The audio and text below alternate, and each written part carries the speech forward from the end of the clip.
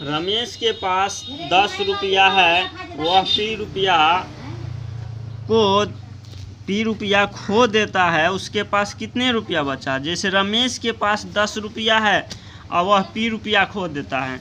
मान के चलो पहले से 10 रुपया है हमारे पास, पहले से 10 रुपया है, अब पी रुपया खो देता है, यानी कि कहीं गिर जाता है, तो 10 में से पी छोड़ के यहाँ पे 5 पी बराबर मान लेते हैं पी बराबर 2 रुपया।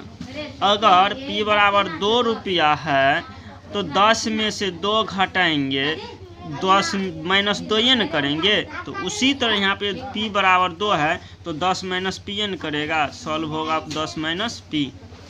सवाल नंबर दूसरा है 4 नंबर का, किसी गुना के गुण्य और गुणज 7, B 2 में 4, x और a, b हो तो गुणनफल ज्ञात कीजिए। हम जानते हैं किसी भी गुना को, जैसे कोई भी सवाल हो तो कम से कम 2 संख्या रहता है। जैसे 2 और 4 है तो 2 और 4 को गुना करेंगे तब ना गुणनफल निकालेगा, और 2 4 को जोड़ेंगे तब ना इसका गुणनफल हल निकलेगा। उसी तरह फर्स्ट नंबर में है हमारा 7, कहता है गुणनफल निकालने के लिए, तो इसका मतलब गुना करेंगे। जैसे 7 गुना b है, इसको गुना करेंगे तो 7b होगा। गुना में हर हमेशा जुड़ जाता है तो 7b ही होगा। 2 नंबर में दिया है 4 गुना x, तो इसका 4x होगा। उसके बाद 3 नंबर में a गुना b, तो इसका हल होगा a गुना b तो बराबर ab, यानी गुना किए हैं यहाँ पे ab, यानी कि जैसे a बराबर 2 है और b बराबर 4 है तो 4 दूना 8 न होगा, दोनों गुना करेंगे। दूसरी तरह यहाँ पे गुना किए हैं तो ab होगा। अगर ये जोड़ रहता यहीं पे, अगर a प्लस b को कहता जोड़ने के लिए, तो इसका योगफल भी a प्लस b ये होता, गुणनफल में जुड़ता है। सवाल नंबर दूसरा पे जाते हैं हम। 2 संख्या 3 और a है, उनका योगफल निकालिए। कहता है 2 संख्या 3 और a है तो उनका योगफल कितना है। तो जोड़ने के लिए ही कहता है, किसी भी संख्या को हम जोड़ते हैं तो कम से कम 2 संख्या रहता है तब जोड़ता है, चाहे घटा रहता है तभी घटाते हैं।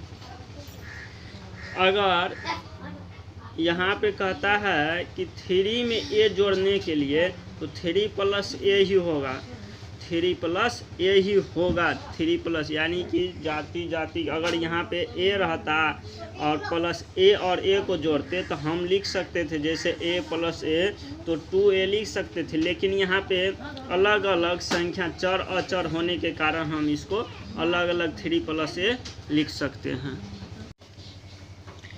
एक बांस की लंबाई x मीटर है, उसमें से a मीटर काट लिया जाता है तो बांस की लंबाई कितनी होगी।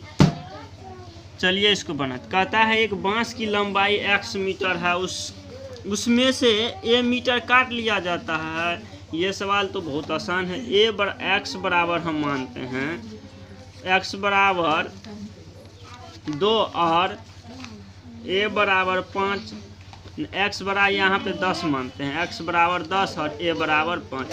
तो x में से कहता है a मीटर काट लिया तो 10, x बराबर 10 है माइनस 5 तो 5 मीटर ना बचेगा। इसका सॉल्व होगा, जैसे x मीटर पहले से है, अब a मीटर काट लिया तो x माइनस a ही होगा। इसका सॉल्व आंसर हल होगा x मीटर, यानी कि x मीटर बांस की लंबाई है। जैसे ये बांस की लंबाई यहाँ से यहाँ तक x मीटर, यहाँ से लेके यहाँ तक इसकी लंबाई है x मीटर, और इसमें से हम क्या किए हैं a मीटर काट लिए हैं। मान के चलिए यहाँ से लेके यहाँ तक a मीटर है, इसकी लंबाई a मीटर है। जब यहाँ से लेके यहाँ तक x मीटर है और यहाँ से यहाँ तक की a मीटर है तो इतने न बचेगा, यहाँ से लेके इतने न बचेगा। जैसे x माइनस a n होगा तो इसको हम लिख सकते हैं x माइनस a मीटर। सवाल नंबर दूसरा पे चलते हैं। किसी भी भाग के प्रश्न में भाजक और भाज्य क्रमशः इतना निम्नलिखित है जो कि 4,12, 5,x और ए बी हो तो भागफल क्या होगा। किसी भी भाजक को अगर शेष बच जाता है, जैसे हम भागा बनाते हैं, अगर 10 में 2 से भाग देते हैं तो 5 बार में कटता है, 10 और कट जाता है। तो किसी भी भाग में भाजक और भागफल क्रमशः भागफल इसको भाज और भाजक दिया रहता है, इसको भाज और भागफल को गुना करते हैं तो हमारा ये बीच वाला जो है इतना मिल जाता है। जैसे 5 दूना 10, अगर नहीं मिलता है तो शेष को जोड़ते हैं। तो स्पष्ट है कि भाज और भाजक दिया है, भाज और भाजक दिया है, कहता है भागफल निकालने के लिए, यानी कि भाज और जैसे 4,12 यहाँ भाज क्रमशः दिया है, जैसे 4 यानी कि 12 में 4,12 भाग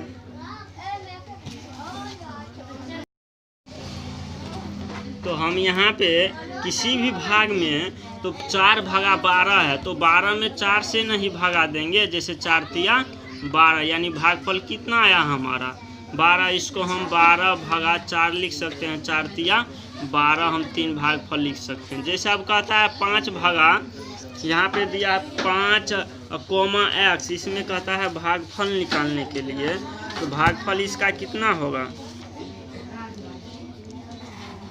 तो x में हम क्या करेंगे, जैसे यहाँ पे हम 12 में 4 से भाग दिए हैं, तो x में 2 नंबर में क्या करेंगे, x में भागा करेंगे ना 5 से, तो ये इतना का इतना यही हमारा हल हो जाएगा, x भागा 5। 3 नंबर में कहता है कि a, b को भागफल ज्ञात कीजिए, a, b को भागफल ज्ञात कीजिए। क्या करेंगे, b में भागा देंगे a से, यही नहीं करेंगे, तो b भागा a, हमारा भागफल यही निकल के आएगा, भागफल ये हमारा आंसर यही है।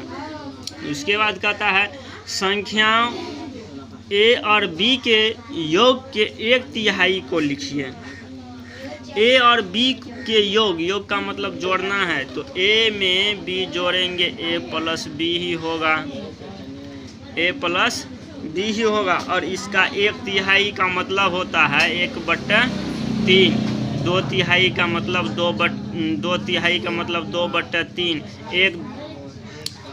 1/4 का मतलब 1/4, 2/4 का मतलब 2/4 ही होता है। तो 1/3, तो इसको हम गुना कर सकते हैं 1/3, चाहे बटे में 3 भी लगा सकते हैं, यानी कहता है 1/3 ए बी के योग को, तो ए बी योग हो गया, इसका 1/3 ए बी प्लस बी या बटे 3 1/3, यही हमारा आंसर होगा।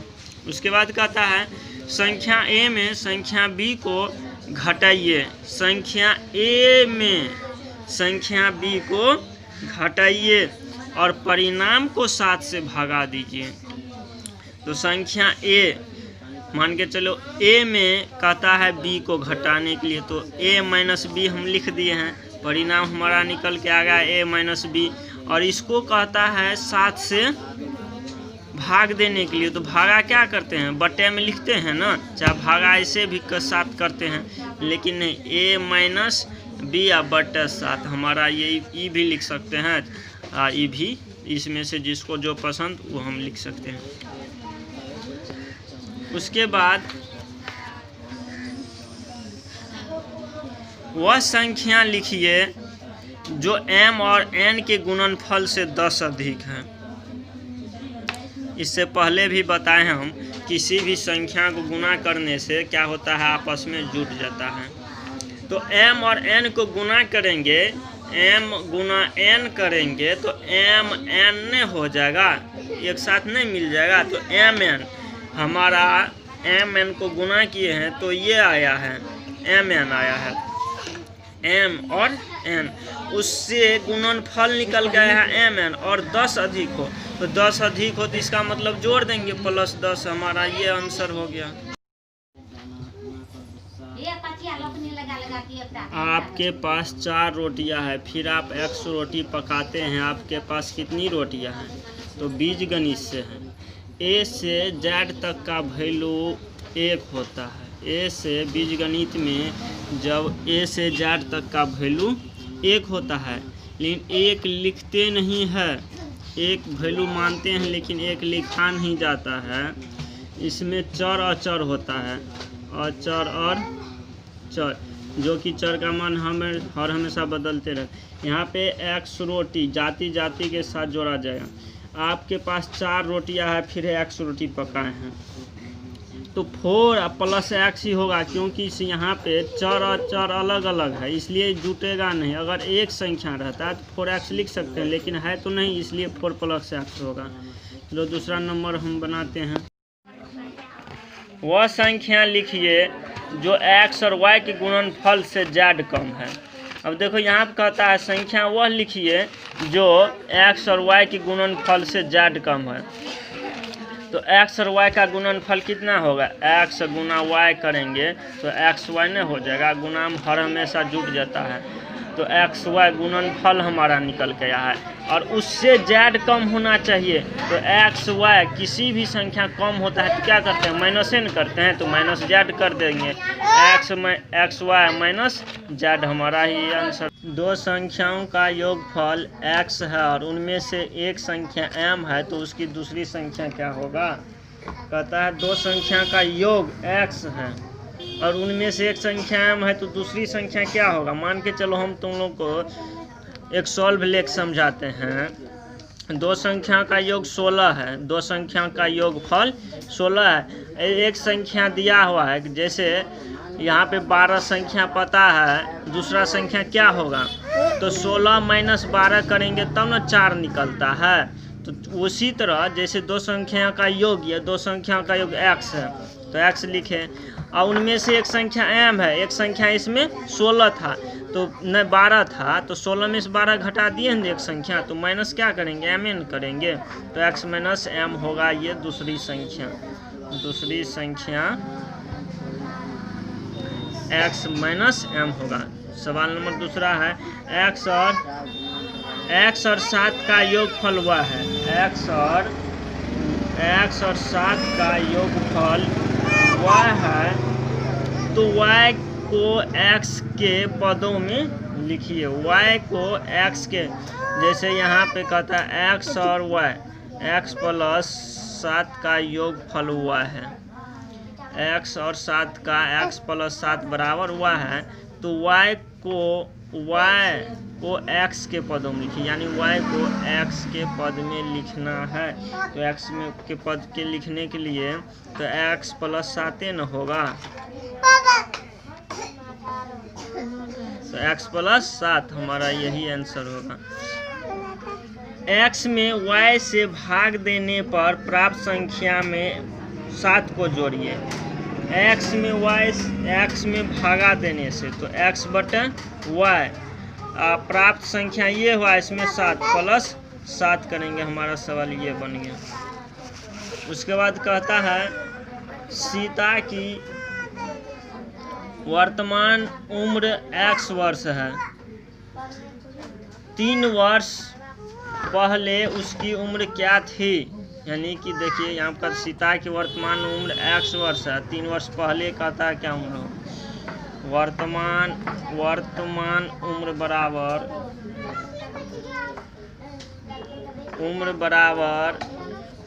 x वर्ष, और 3 वर्ष पहले क्या होगा?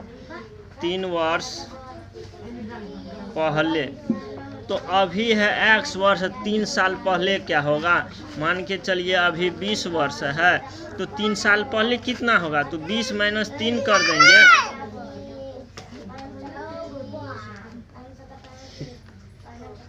तो 20 माइनस 3 करेंगे तो यहाँ पे 17 बचेगा। उसी तरह यहाँ भी करेंगे, वर्तमान उम्र 20 था, अब माइनस 3 कर दे, तो वर्तमान उम्र x है, आज 3 वर्ष पहले, तो x में से 3 न घटाएंगे, तो वर्तमान उम्र हमारा यानी 3 साल पहले x माइनस 3 होगा। और फिर पूछता है कि 9 वर्ष के बाद, यानी कि 9 वर्ष बाद भी पूछ रहा है इसमें। वर्तमान उम्र x वर्ष और 9 वर्ष बाद कितना होगा? अभी मान के चलिए 20 वर्ष है, तो 9 वर्ष के बाद कितना होगा? तो प्लस 9 न कर देंगे, 29 वर्ष न हो जाएगा।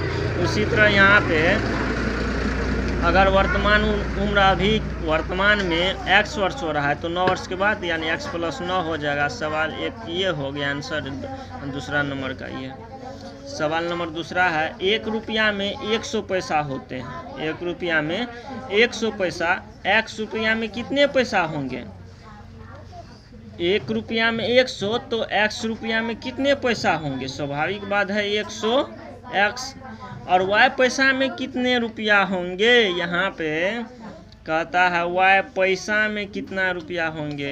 यहाँ पे हम फिर समझाते हैं कि किसी भी पैसा को रुपया में लिखने के लिए हम पॉइंट देके 25 पैसा रहता है, पॉइंट 25 रुपया हम इसको लिख सकते हैं। इसको 25 पैसा भी कह सकते हैं और नहीं तो इसको पॉइंट 25 रुपया भी लिख सकते हैं। जैसे y पैसा को कितने, y पैसा में कितने रुपया होंगे, तो y पैसा में तो y से भागा कर देंगे 100 पैसा रुपया, यहाँ पे y भागा 100 रुपया होंगे।